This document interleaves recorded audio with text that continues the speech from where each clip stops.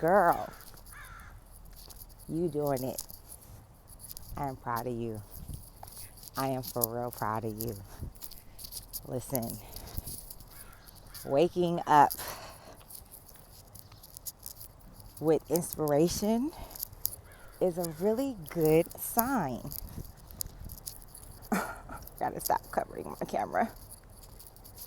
This morning I woke up feeling inspired, feeling moved, thinking about Black women, thinking about what it means for me as a Black woman at any point in time in life, in a relationship, in a workplace, in an environment, to say, no, I'm not going to deal with this. I love being a Black woman, and I love seeing Black women be free. I love seeing Black women experience joy, experience love, experience care, experience nurture. I love seeing Black women take care of themselves. I love being a Black woman who takes care of herself.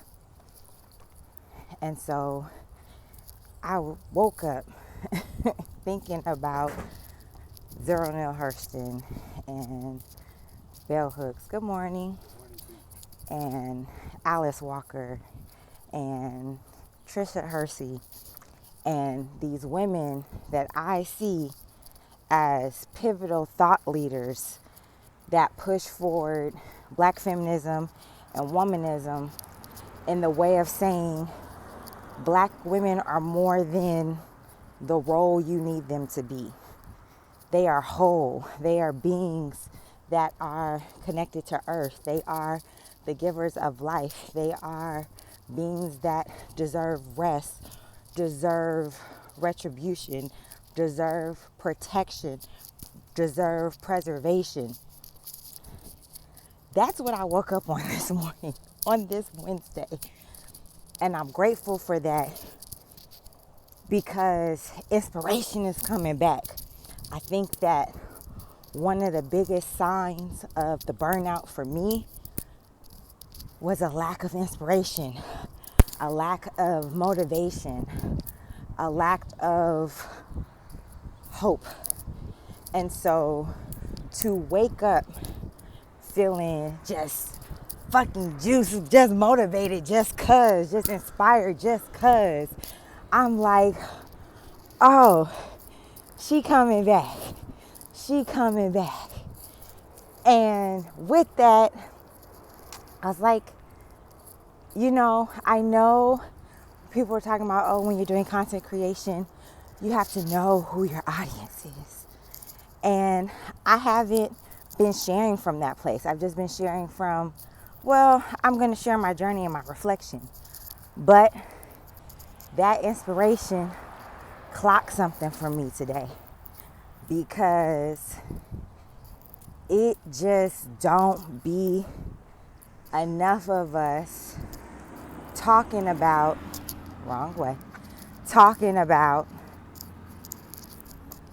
exhaustion or being tired or the desire to exist outside of utility or our roles as caregivers or lovers or partners or professionals or whatever. It's there, but we could stand to have more of those voices. And so I'm dedicating this journey to Black women. Anybody can watch the journey. Anybody could tap in. Anybody could comment. But I now feel very anchored and grounded in, I'm speaking to Black women. I'm speaking to all the Black women within me and all of those outside of me.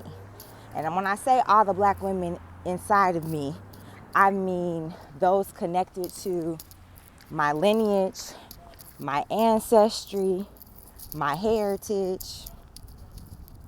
That means all the versions of me that have existed as a child, the ones that have yet to be embodied, but then all of those outside of me, you know, because we need to have a conversation, and we need to stay in conversation. We need to stay in dialogue. Like, sis, how you doing? How you doing? What does nothingness look like today? What does rest look like today? What does creativity look like today? What does play look like today? And that's what this is. This is for me, and also a bridge to connect with my sisters, with my elders, with the little sisters that carry the experience of being a Black woman. And so I'm grateful to have connected to that. I'm talking to myself every time I talk to you. Every time I talk to you, I am talking to myself, because we are one. One thing that is so very clear is that we have access to so much joy. We have access to all the alchemizing powers within us, and also living in this 3D reality, there are a lot of challenges that present themselves to keep us from accessing those truths. You know, the last month and a half, it's been a lot of headlines focused on the harm committed towards Black women. And I've seen a lot of social media discourse around the harm, and even harm in comment sections. For me,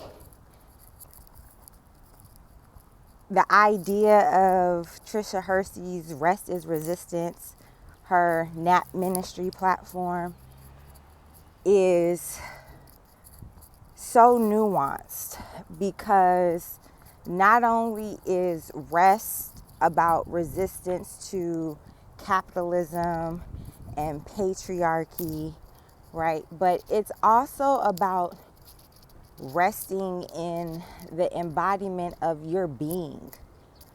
You just showing up. You just waking up. You just being in life is good enough, and that deserves love and care and nurture, respect, protection, admiration in and of itself. And if so, we can demand that others give it to us. We can make it a standard that others respect that. But what work do we do for ourselves to make sure that we are taking care of ourselves, that we are celebrating ourselves, that we are nourishing and replenishing our bodies in the way that allow us to have an expanded experience in life? Because if you're living life feeling exhausted all the time, tired, low energy, fatigue, your physiological processes are, slagged, nagging, lagging, all the things, you cannot truly live in the embodiment of fullness and joy that you could if you were able to take care of your body. If you were able to say yes to the things that allow you to thrive. Good morning. Good morning. Good morning.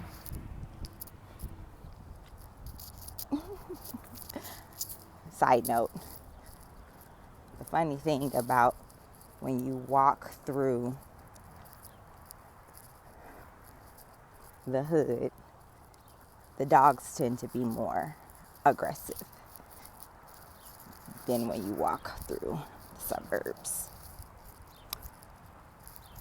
And when I realized that after the first time I left LA, it made me realize, not only can humans be products of their environment, but so can non-human beings. And that really speaks to how much your environment shapes you. So let's bring that back to the point of Black women resting, Black women taking care of themselves.